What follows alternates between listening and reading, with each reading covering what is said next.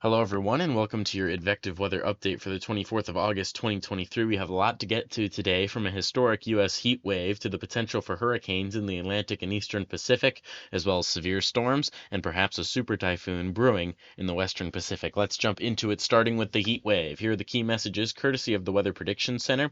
An extremely dangerous heat wave will persist Thursday for the central United States, as record high temperatures combined with unusually high humidity levels will lead to heat indices that are rarely experienced at near record levels across portions of the Midwest. We're seeing heat indices cracking 120 degrees in some areas, so it is very, very dangerous. This heat in the Midwest will pose a greater health risk than usual and could be deadly due to multiple consecutive days of extreme heat and a lack of overnight cooling with widespread record warm overnight low temperatures. So we're seeing lows in the 80s and even 90s in some spots, with high temperatures cracking 100 degrees across much of the country. Heat of this intensity poses a health risk to anyone without effective cooling or adequate hydration. Don't underestimate the potential of heat-related illness. Make sure that you have a way to break your heat exposure, cool down, and stay hydrated. A cold front will bring relief here soon on Friday to much of the upper Midwest and Saturday to the middle Mississippi Valley, with the dangerous heat becoming more concentrated to the South Gulf Coast this weekend. Let's take a look here at just the scale of this. Excessive heat warning stretching all the way from the Dallas-Fort Worth Metroplex. Heat advisories there near the Corpus Christi region of Texas. That stretches all the way over to near Birmingham, Alabama, and all the way up north to places like Milwaukee, Wisconsin, Des Moines, Iowa, stretching all the way to Lincoln, Nebraska. This is very large in scale when it comes to the sheer amount of extreme heat that is being experienced across the country. Well over 100 degrees in heat indices is occurring within these excessive heat warnings. Let's talk about here days 3 through 7 now. This is kind of giving you an idea of what the future holds, and you'll notice that extreme heat, that moves farther south with time. By August 27th, it is down to the Missouri-Arkansas border, stretching through Oklahoma and North Carolina, but points north of there, so Nebraska, Iowa, Kansas, Missouri, Illinois, Indiana, Kentucky, Ohio. Those general areas are looking to be in a bit less of a sticky situation there, quite literally, when it comes to the heat. And then as we move into the 27th through the 29th, it retreats even further south to the Gulf Coast states. Let's take a look at a visualization of this. This is the heat indices courtesy of the GFS weather model. Pay less attention to the exacts of what's going on here, the specific locations, and pay more attention to the trend. You'll notice that the extreme heat, those grays and whites, move farther and farther south with time here. That's the important thing to note. So we're going to be seeing relief here pretty soon.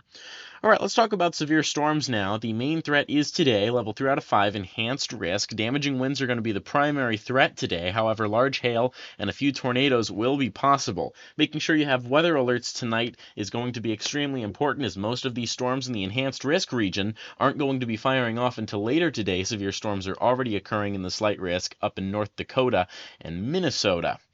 Make sure to go over your severe weather safety plan. You can also watch our severe weather preparation video, link in the description below, for things like that.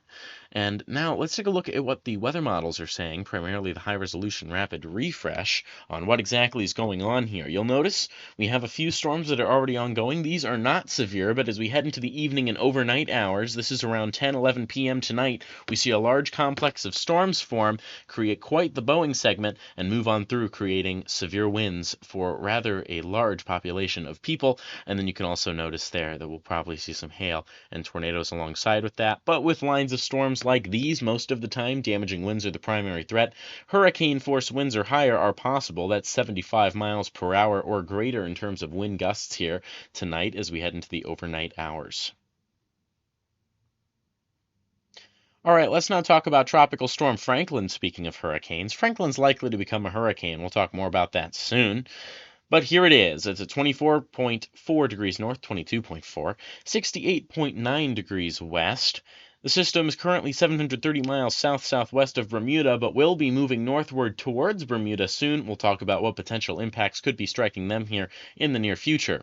Winds are currently at 60 miles per hour with a minimum central pressure of 998 millibars, and the storm is moving east-northeast at 8 miles per hour.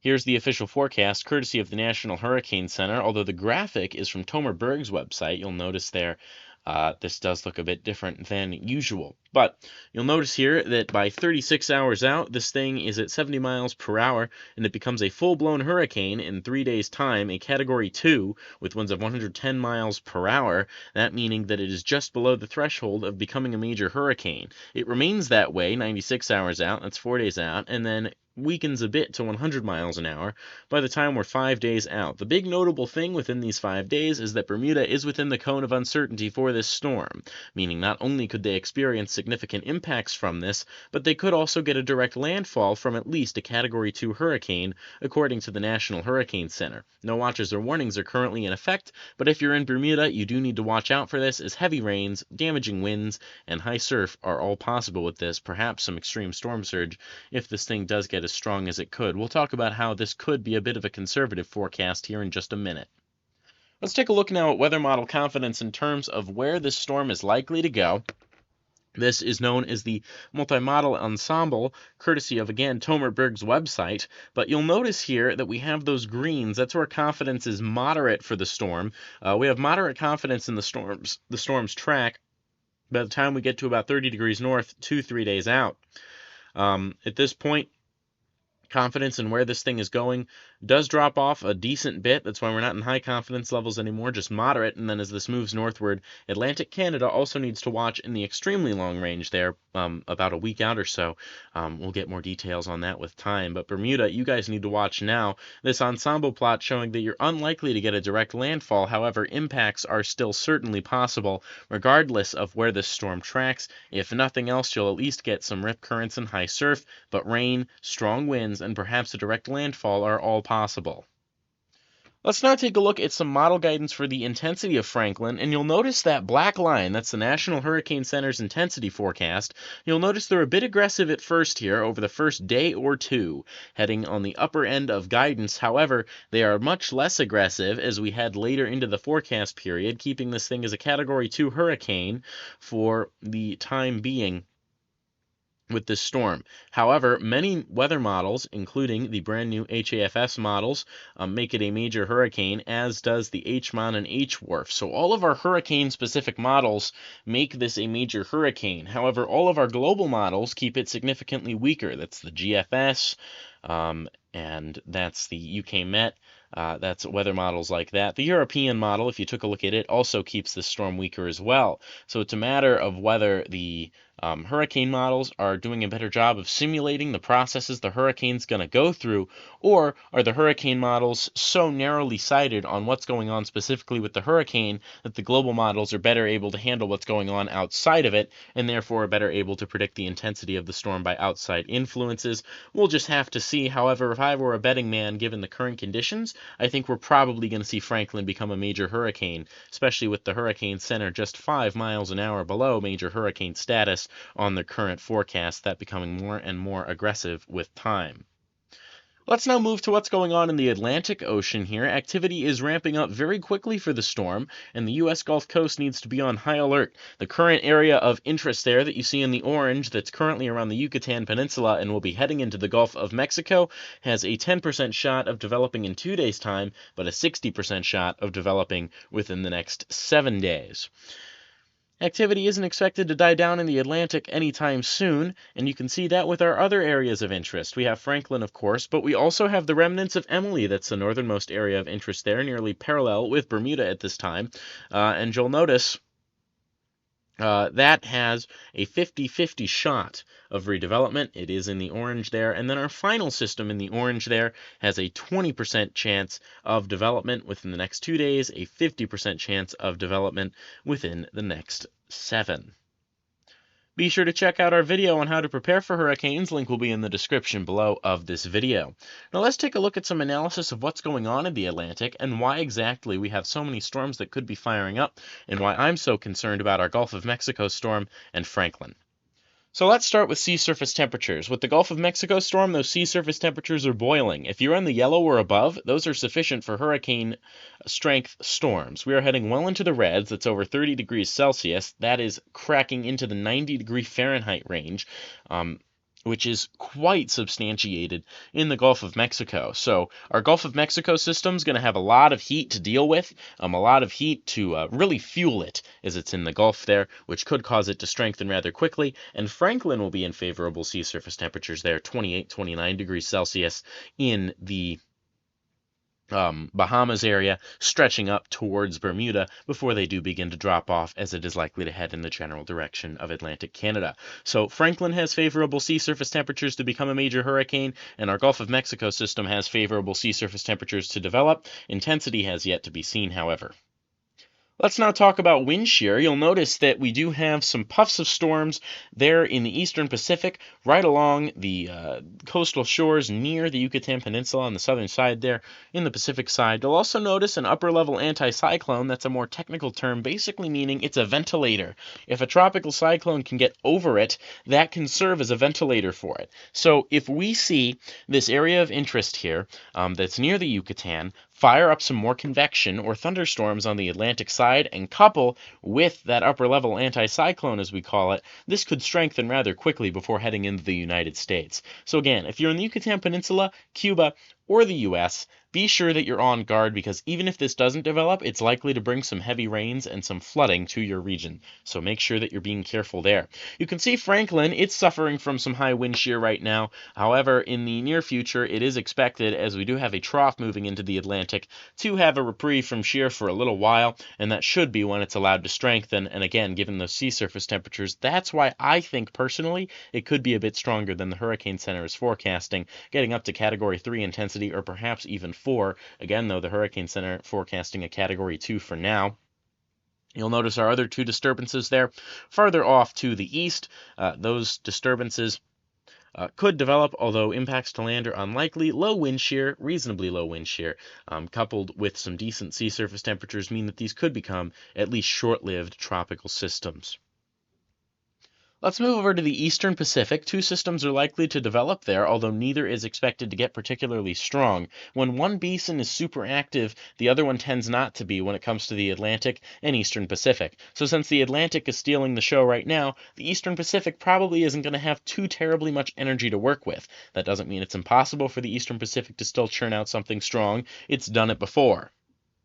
The Mexican coastline needs to be on alert for heavy rain, rip currents, and high surf at the very least, as this system, the one that's the easternmost, is likely to head in that general direction, with a 40% chance of development in 2 days, 70% chance in 7. Our other system here is likely to develop with an 80% chance of development as we head out to the next 7 days, that one farther out in the eastern Pacific. The reason for that is the sea surface temperatures.